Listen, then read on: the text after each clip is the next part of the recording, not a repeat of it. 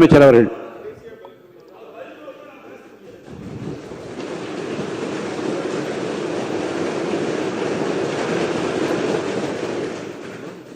மாண்புமிகு பேரவைத் தலைவர் அவர்களே,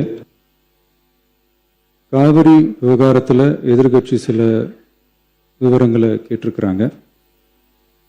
காவிரி நமக்கு உயிர் ஆதாரம், நம்மளோட உணர்வு ரீதியான ஒன்று. அதனால் அதை வச்சு அரசியல் பண்ணுற எண்ணம் துளி கூட நம்ம அரசுக்கு இல்லை.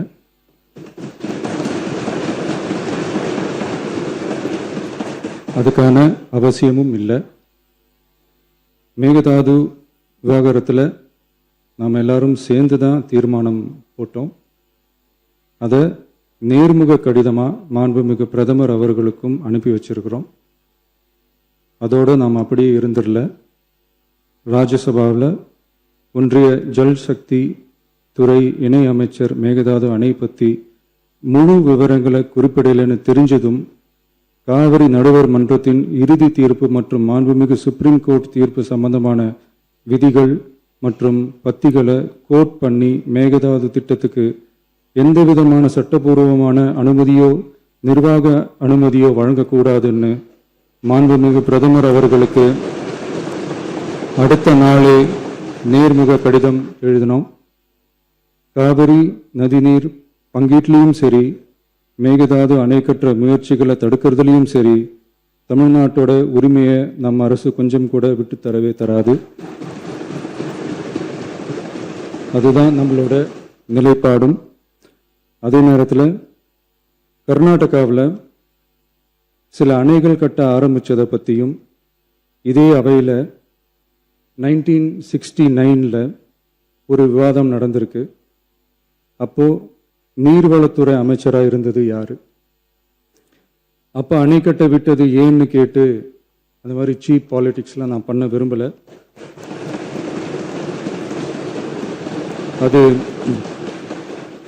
அது நம்ம நோக்கமும் இல்லை. ஏன்னா காவிரி விவகாரத்தை ரொம்ப கவனமாக கையாளணும். எந்த கட்சி ஆளுகிறது, எந்த கட்சிக்கு பெருமை, யாருக்கு பெருமைன்னெலாம் பார்க்கக்கூடாது. இது தமிழக மக்களுடைய பிரச்சனை அப்படின்னு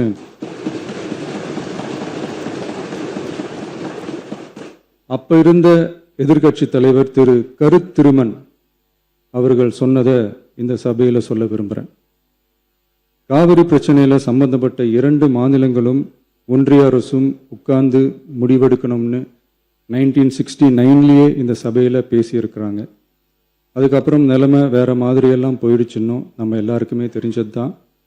சட்டப்படி இந்த பிரச்சனையை அணுகிறதுல நாம் உறுதியாக இருக்கிறோம், அதில் மாற்றமே இல்லை. இருந்தாலும் ஒரு அட்டெம்ப்ட் எடுத்து பார்க்கலாம்னு தோணுனது தான் அந்த பெங்களூர் விசிட். அப்படி ஒரு விசிட் பற்றி ஃபஸ்ட்டு யோசித்து கேட்டதும் நான் தான். நம்ம பெங்களூர் போக நினச்சதை பற்றி பல ஒப்பீனியன்ஸ் வந்துச்சு.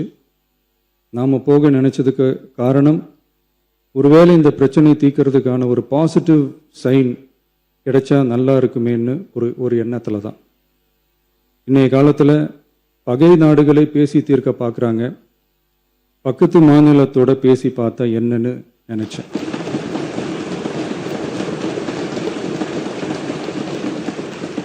அதனால தான் அப்படி ஒரு அட்டெம்ப்ட் எடுக்க நான் ட்ரை பண்ணோம். ஒருவேளை அந்த அட்டெம்ப்டில் ஒரு அவமானம் நேர்ந்தால் என்ன செய்யன்னு சில பேர் கேட்டாங்க.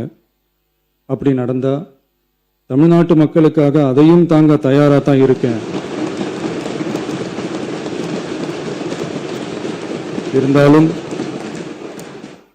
இருந்தாலும் நம்ம மேலே அன்பு காட்டின அத்தனை பேருக்கும் என்னோட நன்றிகள். இந்த காவிரி விவகாரம் பற்றி மாண்புமிகு நீர்வளத்துறை அமைச்சர் அவர்கள் உரிய விளக்கம் அளிப்பார். அதே மாதிரி காவிரி பிரச்சனையால் பாதிக்கப்பட்ட விவசாயிகளுக்கான அந்த இன்சூரன்ஸ் ப்ரீமியம் அரசே கட்டுறதை பற்றி கேட்டிருந்தாங்க. அதுக்கான விரிவான பதிலை மாண்புமிகு விவசாய அமைச்சர் அவர்கள் தருவார். அப்புறம் இந்த குறுவை சாகுபடிக்கு அந்த நிவாரண தொகுப்பு பற்றி எதிர்கட்சியிலேருந்து கேட்டிருந்தாங்க. அந்த குறுவை சாகுபடிக்கு அந்த நிவாரணம் ஏற்கனவே கொடுத்தாச்சு, வழங்கியாச்சு. இது அரசியலே நாங்கள் தான் அப்படின்னு சொல்லிக்கிறவங்களுக்கு இது எப்படி தெரியாமல் போச்சுன்னு எனக்கு தெரியல.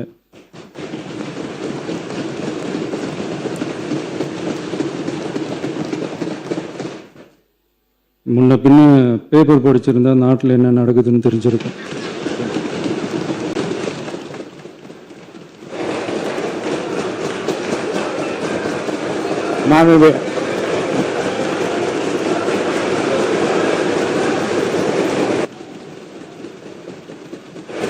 மாண்புமிகு எதிர்க்கட்சி தலைவர் சுருக்கமாக கொஞ்சம் அமைதியா இருங்க. மாண்புமிகு எதிர்க்கட்சி தலைவர் பேசுவதற்கு நீங்க அமைதியா இருங்க. நீங்களே இப்படி பிரச்சனை பண்ணா எப்படி? அமைதியா இருங்க, அவங்க பேசணும் சுருக்கமாக. பேரவைத் தலைவர் அவர்களே, ஸ்பெஷல் பேக்கேஜ்னா நீங்க கொடுத்தது 134 கோடி கொடுத்தீங்க. அது அனைத்து அரசுலையும் கொடுக்கறக்கூடிய ஸ்பெஷல் பேக்கேஜ் தான். இப்ப வறட்சி நிவாரண நிதி அவங்க கேட்கறாங்க. இது ரெண்டுத்துக்கும் வித்தியாசம் தெரிஞ்சுக்க வேண்டும். இது வெறும் டெய்லி காலைல பேப்பர் படிச்சா மட்டும் பத்தாது. அங்க அனைத்து கட்சி கூட்டத்தை கூட்டி அனைத்து விவசாயிகளோடையும் போய் கலந்து பேசி அவங்களுடைய கோரிக்கைகள் என்னன்னு நீங்க தயவு செய்து கேட்டுக்கொள்ள வேண்டும். அதே மாதிரி முன்னர் மாண்புமிகு இதெல்லாம் மன்னிக்கணும். மாண்புமிகு எதிர்க்கட்சி தலைவர்கள் இப்போது வறட்சி நிவாரணத்தை பற்றி சொன்னார்கள். செப்டம்பர் இறுதி வரையிலும் பார்த்துவிட்டு தான் வறட்சி நிவாரண பணிகளை ஆற்றுவது வழக்கம். அவை அதை குறிப்பிட விரும்புகிறேன். மாண்புமிகு எதிர்க்கட்சி தலைவர், பேரவைத் தலைவர்களே, பேச அனுமதிங்க. நீங்களே இப்படி பண்ணா எப்படி? மாண்புமிகு எதிர்க்கட்சி தலைவர் சுருக்கமா முடிவு. தலைவர்களே, இன்னொன்று திரும்பி கேட்பதுதான், கர்நாடகாவில் அவங்க அனைத்து கட்சி கூட்டத்தை கூட்டி முன்னாள் முதலமைச்சர்லாம் வர சொல்லி அவங்களுடைய கோரிக்கைகள்லாம் கேட்டுக்கிட்டு இருக்காங்க, தொடர்ந்து கேட்டுட்டு இருக்காங்க. இந்த தாவேக்கா அரசு ஏன் அனைத்து கட்சி கூட்டத்தை கூட்டுவதற்கு என்ன உங்களுக்கு பயம், என்ன உங்களுக்கு தயக்கம் என்பதை நான் கேட்டுக்கொள்ள விரும்புகின்றேன். அதே மாதிரி குறுவை பாதித்த சம்பவம் இன்னைக்கு கேள்விக்குறியாக நிலையில விவசாயிகளுடைய தொடர் கோரிக்கை டெல்டா மாவட்டங்களை வறட்சி பாதித்த மாவட்டங்களாக அறிவித்து அதற்கான உரிய நிவாரணங்களை அவங்க தொடர்ந்து கேட்டுட்டு இருக்கிறாங்க. எனவே அதையும் இந்த அரசு செய்ய வேண்டும் என்று கேட்டுக்கொள்கின்றேன். நன்றி.